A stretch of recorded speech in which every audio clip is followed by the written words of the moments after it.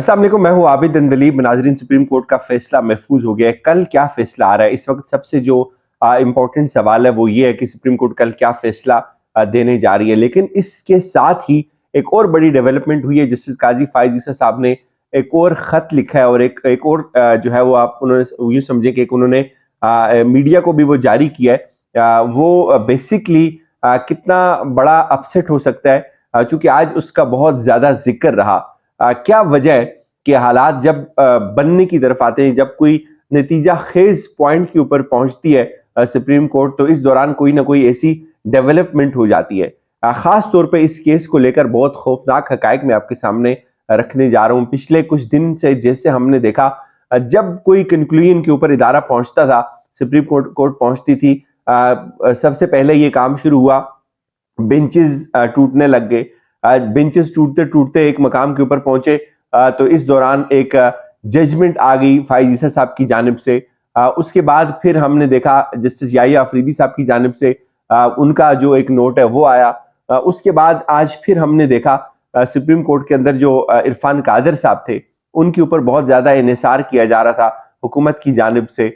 उन्होंने ये दलाइल दिए कि अब चूंकि काजी फायज ईसा साहब की जो जजमेंट है वो आ गई हुई है, तो उसकी रोशनी में ये जो प्रोसीडिंग्स हो रही हैं इनको आगे नहीं लेकर चला जा सकता। एक तरफ वो ये इस्तदा करते थे कि हमें काजी फायज ईसा साहब का जो फैसला आया हुआ है उसकी रोशनी में ये जो सो मोटो की प्रोसीडिंग है इनको यहाँ रोक देना चाहिए, और साथ ही वो ये इस्तदा भी करते थे कि हमें एक फुल कोर्ट बनवा देना चाहिए।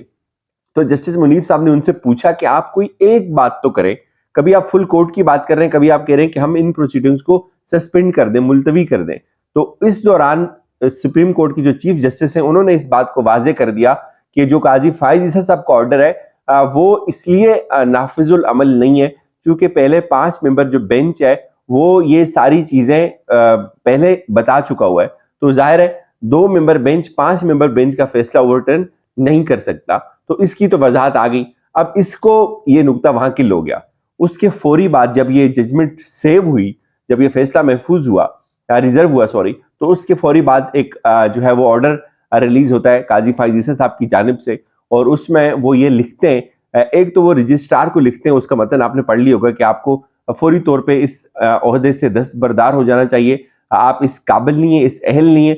और साथ साथ वो ये भी लिखते हैं कि जो इनका मुतलका महकमा है इनको वहां पे वापस चले जाना चाहिए। और साथ साथ वो ये भी लिखते हैं कि ये एक जुडिशियल ऑर्डर है, एक जज का ऑर्डर है, ये कैसे एक इंतजामी अफसर इसको ओवरटर्न कर सकता है।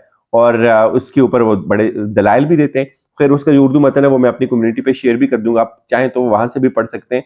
और इस दौरान ये डेवलपमेंट हो जाती है। अब इसके साथ ही असम्बली के अंदर एक तकरीर होती है और उसके बाद बड़े हमले किए जाते हैं जजेस के ऊपर, और फिर ये भी तय पाता है कि हम जो है वो कोई जो पार्लिमानी पार्टी है नून लीग की और जितनी भी काबीना के लोग हैं वो भी आपस में कुछ अहम मीटिंग्स करने जा रहे हैं। ये सब इतनी बड़ी हलचल हुई क्यों है? 2-3 चीजें मैं आपको शॉर्टली बता देता हूं, फिर मैं आपको बताता हूं कि कल फैसला क्या आने जा रहा है, और ये सब कुछ उसकी रोशनी में हो रहा है। एक चीज याद रखें, इससे पहले इन्होंने बायकॉट किया।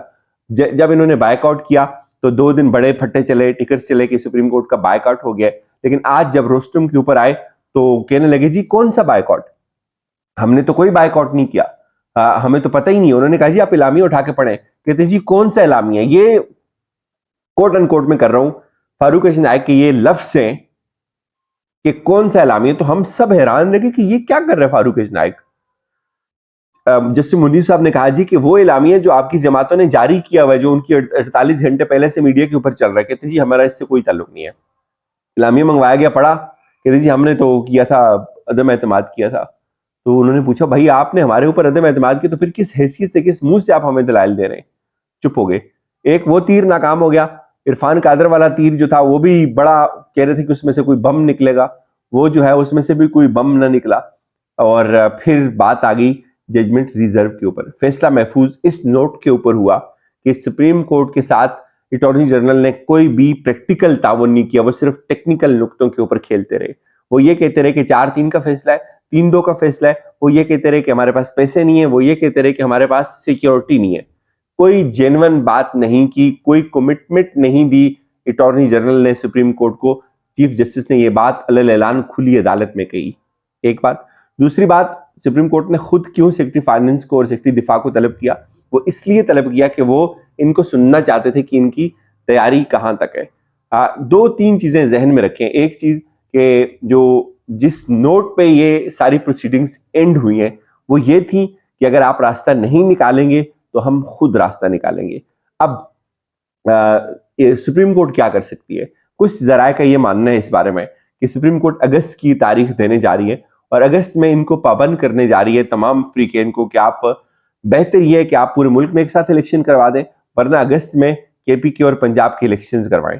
ये कुछ मोतबर लोग ये बात कर रहे हैं, लेकिन मेरा जाती ये ख्याल है कि सुप्रीम कोर्ट के पास भी कोई ऑप्शन नहीं है इलेक्शन को डिले करने का, और वो ये बात समझती है कि इस वक्त अगर इलेक्शन डिले कर दिए और एक इससे ज्यादा बहरान और इससे ज्यादा क्योस पैदा हो जाएगा, चूंकि पूरे मुल्क की जो नजरें हैं वो सुप्रीम कोर्ट के ऊपर है। अच्छा, इससे भी बढ़ के मैं आपको एक बात बताऊं, अब ये फैसला क्यों नागुजीर हो गया चीफ जस्टिस के लिए? चीफ जस्टिस को ये बात बहुत आसानी से समझ आ रही है, ये हर बच्चे को समझ आ रही है कि उनके साथ क्या हो रहा है। उनको नहीं चलने दिया जा रहा, उनके घर के ऊपर अटैक किए जा रहे हैं। जैसे वो किसी नतीजे के ऊपर पहुंचते हैं, कभी बेंच टूटता है, कभी इस तरह की प्रेस रिलीजें आ जाती हैं, कभी इस तरह के खत आ जाते हैं। तो अब ये बात भी आज तय हुई कि फाइज ईसा साहब से उनकी मुलाकात भी हुई थी। जितने भी सीनियर तरीन जजेस हैं, चीफ जस्टिस ने उनको एक पेज के ऊपर लाने की बड़ी कोशिश की। आज कोर्ट रूम के अंदर इस चीज का खुद उन्होंने इकरार भी किया कि उनकी फाइज ईसा साहब से भी मुलाकात हुई। लेकिन क्या वजह है कि उस मुलाकात के बाद भी ये खत आ जाता है? हालांकि ये जो सर्कुलर है वो तो जुम्मे को जारी हुआ है, उसको तो आज तीसरा दिन है। उसके बाद आज ऐसा क्या हुआ? और कुछ लोग, मैं आपको बताऊं, यहां तक ये बात कर रहे हैं कि चूंकि जो उस तरफ के जजेस हैं, वो चारों की चारों जजेस इस बात के ऊपर मुत्तफिक हैं कि फैसला उन चारों ने इसको डिसमिस किया हुआ है। तो उनका ये ख्याल है कि चूंकि वो चारों जजेस डोमिनेट कर रहे हैं, वो 4-3 से जजमेंट आई हुई है, तो ऐन मुमकिन है चूंकि उनकी जो जजमेंट है उसकी बुनियाद के ऊपर एक कंफ्यूजन क्रिएट हुआ है, तो लिहाजा वो ये समझते हैं, कुछ लोग ये कहते हैं कि वो चारों के चारों जजेस एक मुत्तफिका ऑर्डर मजीद जारी कर सकते हैं कि हम जो है वो इस पिटीशन को डिसमिस करते हैं। बात यहां तक भी आई हुई है। अब हुकूमत बुखला गई है, हुकूमत की टांगें कांप रही हैं, चूंकि उनको ये नजर आ गया है कि सुप्रीम कोर्ट इलेक्शन करवाने जा रही है। हुकूमत कोई नया फार्मूला लॉन्च कर रही है तसादम का, और ये जो तसादम अब हुकूमत करने जा रही है, मेरे ख्याल में इसकी जद में न सिर्फ आइन आएगा बल्कि पूरी पाकिस्तान की आवाम इसकी जद में आ जाएगी। चूंकि सुप्रीम कोर्ट इलेक्शन का ऑर्डर करने जा रही है और इनके पास इलेक्शन की में जाने के लिए पैसे तो हैं, पैसे हैं, बहुत सारे पैसे हैं, वोट नहीं है। और पैसे तो अरेंज हो सकते हैं, वोट अरेंज नहीं हो रहे, और ये इनका एक बहुत बड़ा खौफ है जो इनको मुस्तकिल तौर के ऊपर खाया जा रहा है। कल फैसला आ रहा है और उससे पहले एक और बहुत बड़ा धमाका एक्सपेक्टेड है, उसके ऊपर अगली वीडियो में बात करते हैं। मुझे इजाजत दीजिए, खुदा हाफिज।